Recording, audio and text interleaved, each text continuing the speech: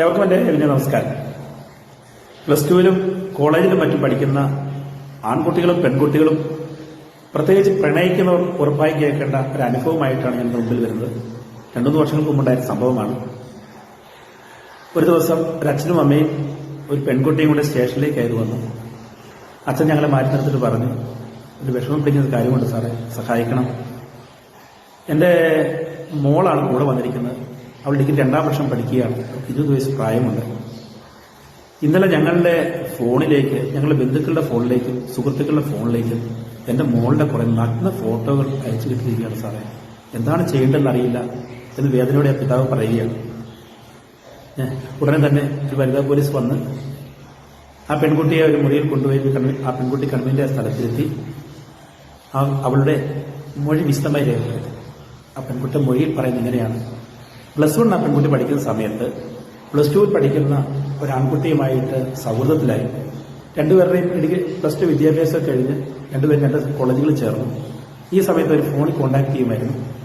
ക്രമേണ അവർ തമ്മിൽ പ്രണയത്തിലായ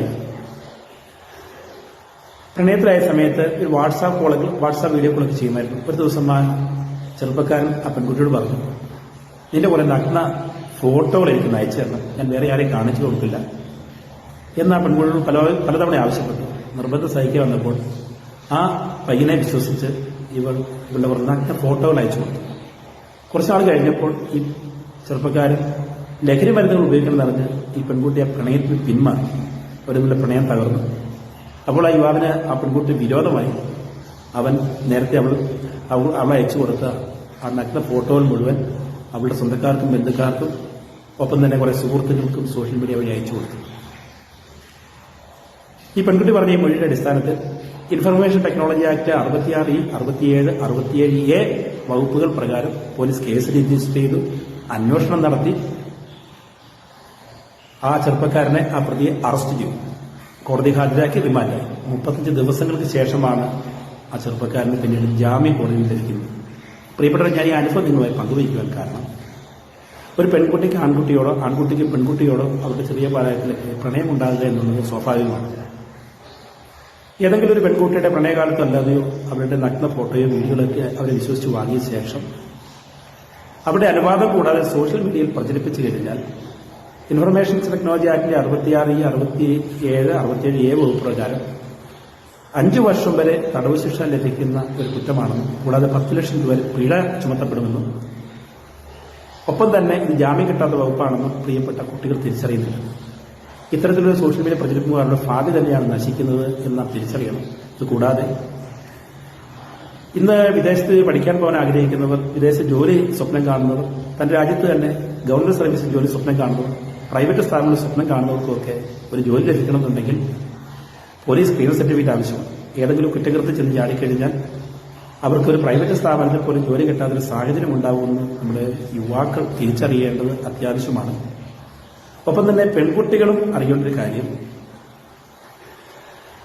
ഒരു ആൺകുട്ടിയുടെ പ്രണയമുണ്ടാക്കുന്ന സ്വാഭാവികമാണ്. പക്ഷേ പ്രണയത്തിന്റെ പേരിൽ ഏതെങ്കിലും ഒരു യുവാവ് അവർ നഗ്ന ഫോട്ടോയോ വീഡിയോ ചോദിച്ചാൽ അയച്ചു കൊടുത്തപ്പെട്ട് പോയി കഴിഞ്ഞാൽ ഈ പ്രണയം തരുന്ന സാഹചര്യത്തിൽ, മറ്റേതെങ്കിലും വിരോധം വരുന്ന സാഹചര്യത്തിൽ അവരുടെ സോഷ്യൽ മീഡിയ പ്രചരിപ്പിക്കാൻ സാധ്യതയുണ്ടെന്നും അല്ലെങ്കിൽ അവരുടെ കൂട്ടുകാരെ കാണിച്ചു കൊടുക്കാൻ സാധ്യതയുണ്ടെന്നും ഓരോ പെൺകുട്ടികളും തിരിച്ചറിയണം.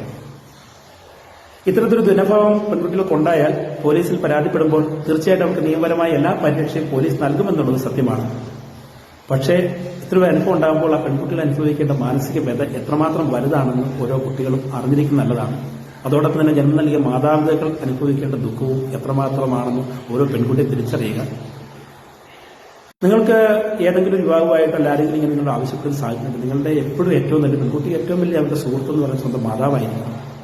എന്ത് അനുഭവം ഉണ്ടെങ്കിലും ആ അമ്മയോട് തുറന്നു പറയുവാൻ ആ പെൺകുട്ടി തയ്യാറാണ്. ഇന്നത് പറ്റാത്തൊരു സാഹചര്യമാണ് അവർക്ക് വിശ്വസിക്കാൻ കഴിയുന്നത്. ഒരു അധ്യാപികയാകാം, അതല്ലെങ്കിൽ ഒരു നല്ല കൗൺസിലറോട് തുറന്നു പറഞ്ഞാൽ പ്രിയപ്പെട്ട ഇത്തരം ചതിക്കുഴിപ്പെടാതെ അവർക്ക് രക്ഷപ്പെടുവാൻ കഴിയുമെന്ന വസ്തുത തിരിച്ചറിയുക. ഇൻഫർമേഷൻ ടെക്നോളജി ആയ ഇത്തരത്തിലുള്ള വകുപ്പുള്ളവരും ഓരോ മാതാപിതാക്കളും തിരിച്ചറിയുക. ഇത് കഴിയുന്നിടത്തോളം മക്കൾക്ക് പറഞ്ഞു കൊടുക്കുക. അങ്ങനെ ഉണ്ടെങ്കിൽ ഇത്തരം ചതിക്കുഴികൾ നമ്മുടെ പെൺകുട്ടികൾ പെടാതിരിക്കും. ഒപ്പം ആൺകുട്ടികളും ഇത്തരമുള്ള കുറ്റകൃത്യങ്ങൾ ചെയ്യുവാനുള്ള സാധ്യത കുറയുമെന്ന് തിരിച്ചറിയുക. ഇന്ന് കേരളത്തിൽ ഒട്ടേറെ കുറ്റകൃത്യങ്ങളാണ് ഇത്തരത്തിൽ ഉണ്ടായിക്കൊണ്ടിരിക്കുന്നത്. പല യുവാക്കളും ജയിലിൽ പോകേണ്ട സാഹചര്യം ഉണ്ടാകുന്നത്. അപ്പോൾ ഈ കുറ്റകൃത്യങ്ങൾ കുറയുന്നതിന് വേണ്ടി ഇങ്ങനെ ഒരു ആക്ട് ഉണ്ട് എന്നുള്ള അറിയിക്കുന്നതിനാണ് ഞാനിപ്പോൾ ഒരു വീഡിയോ ചെയ്തിരിക്കുന്നത്. പരമാവധി ആളുകളിൽ, പ്രത്യേകിച്ച് കുട്ടികളുടെ ഇടയിൽ, യുവാക്കളുടെ യുവതികളുടെ ഇടയിൽ എത്തിക്കുവാൻ നിങ്ങൾ ശ്രദ്ധിക്കുമല്ലോ. ഏവർക്കും നന്ദി.